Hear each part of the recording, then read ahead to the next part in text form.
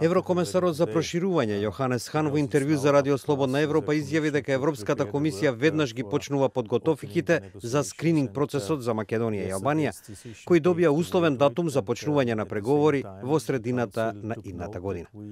Хан вели дека со одлуката на Советот за општи работи на Европската Унија, Комисијата има зелено светло да ги почне подготовките со цел да почнат официјално преговорите кон средината на идната година.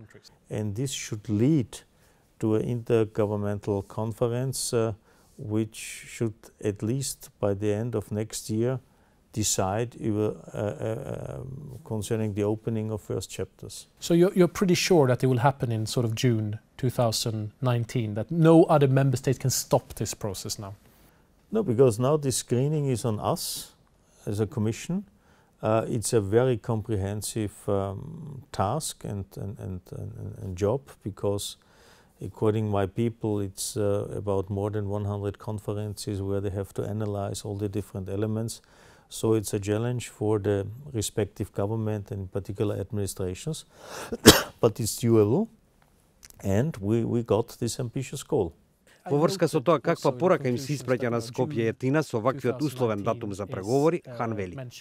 For citizens in the future North Macedonia, but also in Albania, one should look at this from a very positive perspective, from the, I would not say even half full glass, but almost 90% full class, that the huge majority of member states was very much in favor to so to say to acknowledge all these achievements and to understand this as a very strong commitment by the political leaders, but also by the citizens for their determination concerning European perspective.